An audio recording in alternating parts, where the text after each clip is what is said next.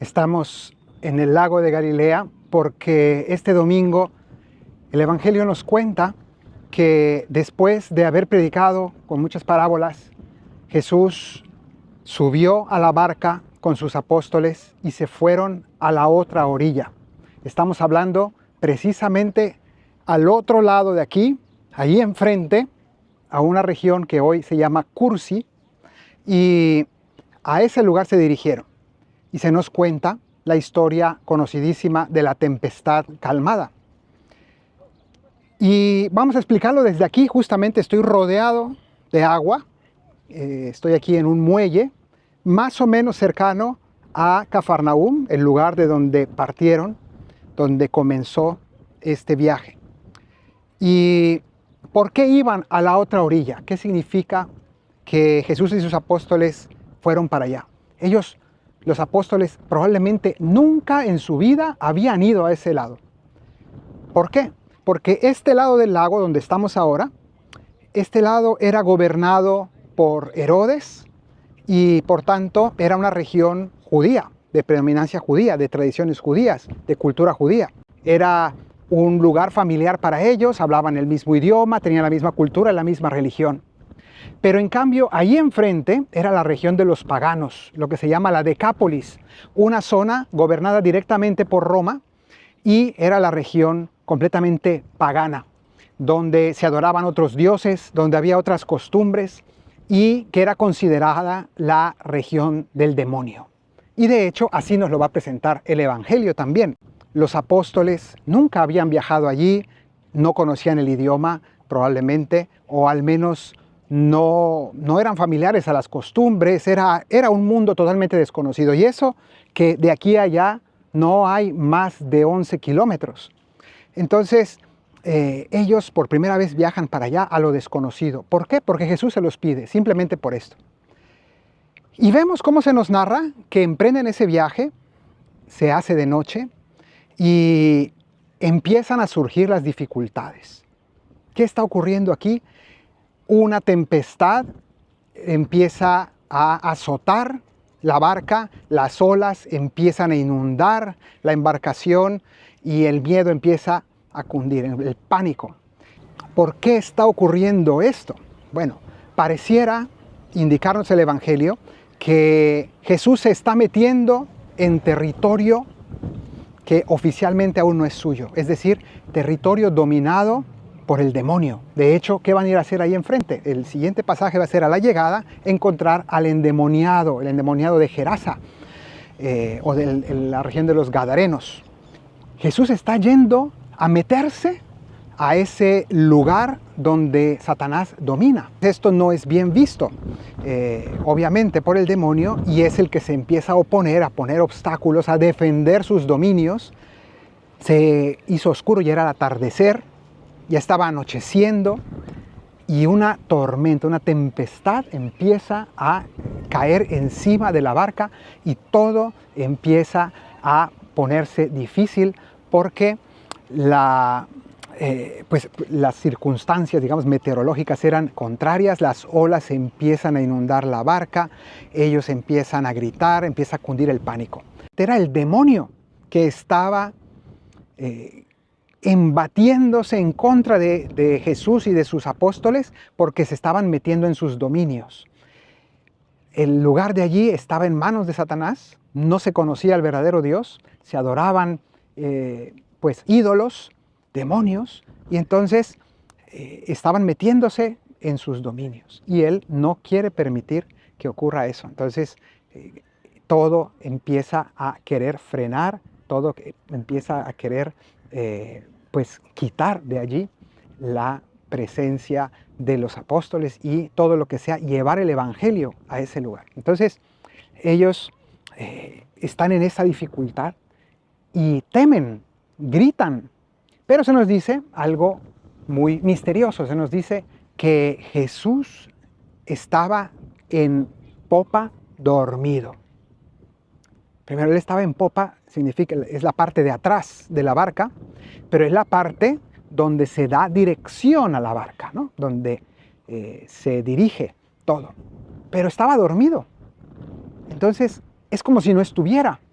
y ellos sentían que estaban lidiando con todo aquel problema solos y que sentían que no contaban con Jesús. Entonces, como si no estuviera Jesús ahí presente. Bueno, finalmente ya sabemos cómo acaba esto. Jesús lo despiertan, se levanta y con una frase, con una palabra, con un grito, da una orden y todo queda solucionado. El viento y el mar le obedecen y a su orden todo se calla y se calma. Bueno, pues este pasaje del Evangelio, ¿de qué nos está hablando? Bueno, pues puede tener muchas interpretaciones. Esto fue un hecho histórico, pero que al mismo tiempo está lleno de simbolismo. Y lo interesante es que los evangelistas cuentan hechos históricos, pero que ellos entendieron con mucha sabiduría, por inspiración divina, que tenía un significado muy profundo. Y ellos nos lo transmiten con la suficiente historicidad, pero también con la suficiente profundidad para que nosotros podamos sacarle todo el significado y todo el mensaje que hay detrás de ese evento histórico. Pues aquí, ¿qué ocurrió? Pues en ese viaje se encontraron con este problema tan grande de la tormenta. Y el mar es símbolo de la adversidad, del peligro, de la muerte. El mar es el lugar donde reina el caos, donde el ser humano se ahoga, se hunde, ¿no? Entonces en el Evangelio siempre, en la Biblia, siempre el mar va a ser símbolo de ese mal y de ese peligro. Pero ese viaje hacia lo desconocido y hacia el lugar, hacia la otra orilla, es el viaje de la iglesia, porque la barca de Pedro es la iglesia donde van todos los discípulos juntos. Ahí estamos todos nosotros, en la iglesia, en la barca, viajando con Jesús. Pero ¿vamos hacia dónde? Hacia la otra orilla, vamos hacia aquellos que no conocen a Cristo, vamos al encuentro de, pues, muchas almas que son ajenas al Evangelio. Vamos también acercándonos a los dominios de Satanás también, para llevar la palabra de Dios, la presencia de Dios. Entonces, esa es nuestra labor. Pero resulta que este viaje es una imagen de ese viaje histórico que la iglesia siempre va a hacer a llevar el Evangelio a los lugares lejanos. San Pablo, al inicio de la iglesia, hará lo mismo, se embarcará, pero ya no en el mar pequeño de Galilea, que en realidad no es un mar, es un lago, sino en el mar grande, que para Israel es el mar Mediterráneo, ¿no? En hebreo se le llama el Yam Hagadol, el mar grande. Y el mar Mediterráneo, ahí se va a embarcar también San Pablo para llevar el Evangelio también a los paganos, y va a ir a Asia Menor, a Grecia, Macedonia, a lo que hoy conocemos como Europa, llegará hasta Roma, probablemente también a España, a llevar este Evangelio enfrentando peligros y también tormentas muy grandes. Recordemos cómo todo lo que sufrió en el mar San Pablo también para llegar allí, que en el fondo fueron todos los sufrimientos y las persecuciones no solo del mar, sino de todos los lugares donde él llevó el Evangelio y que al final le terminaron cortando la cabeza en Roma. Pero no solamente ese viaje, pensemos otros muchos viajes que la iglesia sigue haciendo, por decir, también continuar con el símbolo del mar. El Evangelio viajaría después a través del Océano Atlántico para llegar a América, también para llevar el Evangelio allí y todo lo que se sufrió y los misioneros tuvieron que hacer para llevar allí el Evangelio. Pero en realidad no es solamente ese mar físico, sino todos los sufrimientos de la iglesia en todas las épocas para ir al encuentro de aquellos que no conocen a Cristo, y eso siempre tiene muchos retos y es un viaje constante, y nosotros estamos en ese viaje y nos da miedo porque la iglesia en su historia enfrenta muchas dificultades, muchas persecuciones, muchos embates de contrariedad, mucha persecución. Es difícil la evangelización, es difícil hablar del Evangelio a quienes no conocen a Cristo, a quienes no lo entienden, a quienes no lo aceptan. Y hoy ese viaje es especialmente al mundo postcristiano, es decir, aquellos que no conocen a Cristo pero viven en una cultura, sea en Europa, sea en América principalmente, donde todos creen que ya saben de qué va el cristianismo, donde todos piensan que ya conocen a Jesús y que ya lo descartaron de su vida y no les interesa escuchar de Él porque piensan que ya lo conocen aunque no saben absolutamente nada de Él, pero ya descartan el cristianismo como algo obsoleto. Ese viaje es el que nosotros estamos haciendo en la actualidad como iglesia para llevar a Cristo a los dominios de Satanás, a los lugares donde no reina Cristo aún. Pero en medio de ese viaje, la iglesia sufre muchas dificultades externas, la tormenta, e internas. Se nos dice que las olas se metían y estaban inundando la barca, es decir, que también hay problemas dentro de la iglesia, hay muchísimos, y hay tantas discusiones y debates y divisiones y problemas, y todos los días escuchamos cosas, ¿no? ¿Y qué pasa? Pues que la reacción normal es que nos dé miedo, y que pensemos esto se va a acabar, esto se va a hundir, ¿qué va a pasar? ¿Dónde está Dios? Y aquí está el punto.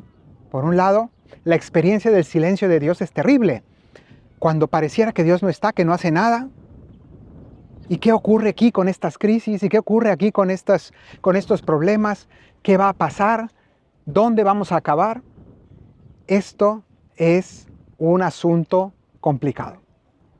Entonces, Jesús nos muestra aquí en este evangelio que Él está dormido, pero Él está allí, Él está ahí dentro de la barca, no está fuera de la barca.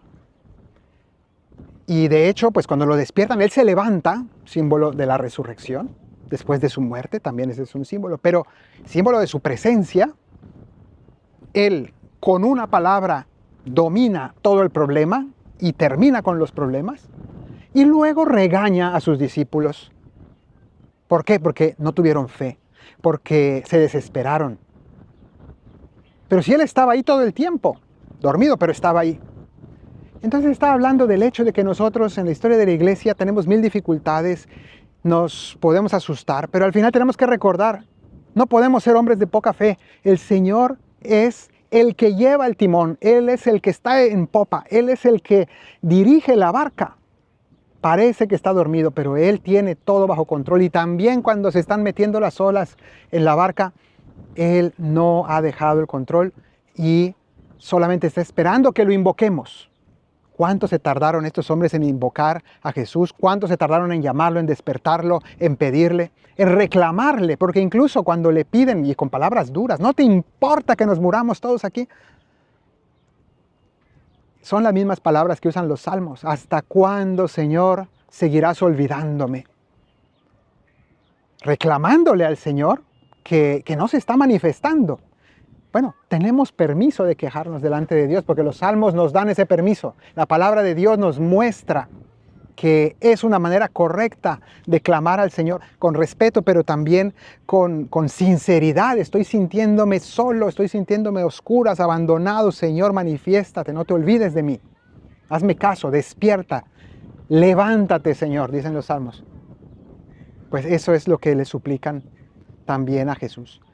Y una vez que acuden a Jesús, Él soluciona todo, porque Él está ahí presente. Y en el fondo, porque ese viaje no fue iniciativa de los apóstoles, no era un viaje de turismo de fin de semana, era algo que ellos estaban haciendo, no por propia iniciativa, sino por petición del Señor, y también nosotros. Si estamos yendo al encuentro de los demás para llevarles el Evangelio, no es porque se nos ocurrió, sino porque el Señor nos lo mandó desde aquí de Galilea.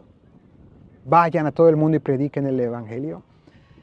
Nosotros estamos yendo al encuentro de ellos porque el Señor nos manda, porque el Señor nos lo pide. Entonces Él está dirigiendo este viaje de la iglesia. Y a veces parece que Él no está, pero sí está.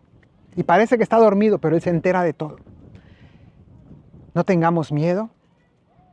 Confiemos en que el Señor sacará adelante su proyecto, porque al final la iglesia es de Él. Y esta barca no se va a hundir por más frágil que parezca. Esta barca va a seguir navegando, esta barca va a llegar a buen puerto, porque el Señor tiene en sus manos el control. Que el Señor te bendiga desde Sion, el que hizo cielo y tierra, en el nombre del Padre, y del Hijo, y del Espíritu Santo. Amén.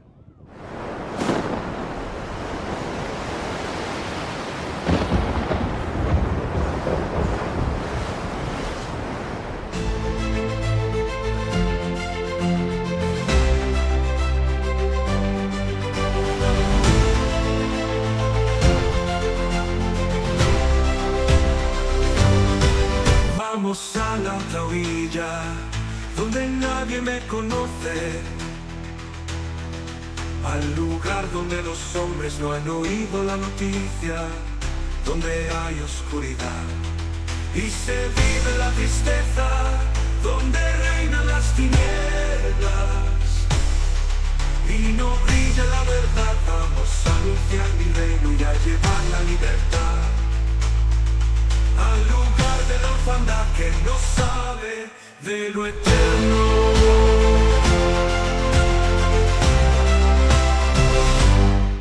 Pero ¿quién es este hombre que hasta el viento le obedece? Y las olas se enmudecen cuando él les da la orden, Señor de las tempestades. Porque parece que duermes, porque parece que duermes. Nuestra oración te despierte a nuestras necesidades. Míranos con compasión, no te importa que muramos ante la tribulación. No dejes que nos fundamos, pues la barca a la que vamos es tu iglesia, mi Señor.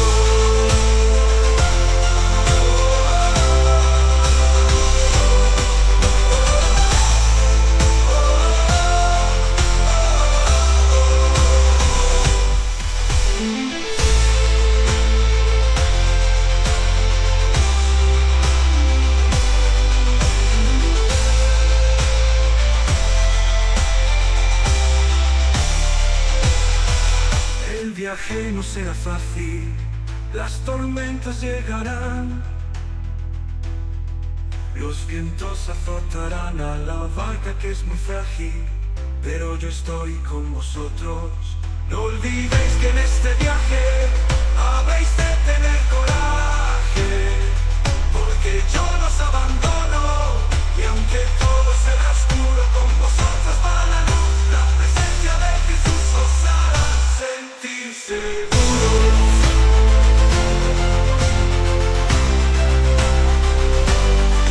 Pero ¿quién es este hombre que hasta el viento le obedece?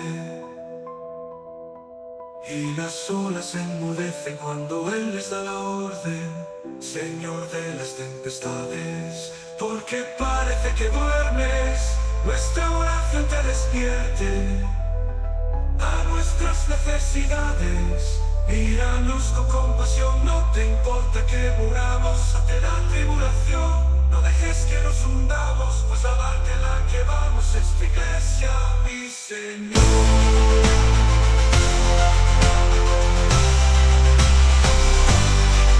¿Y por qué sois tan cobardes? Porque aún no tenéis fe. Cuando el peligro se ve, cuando va a caer tarde, tarde, caéis presa de la angustia y la desesperación. Pero traigo salvación para aquellos que me buscan.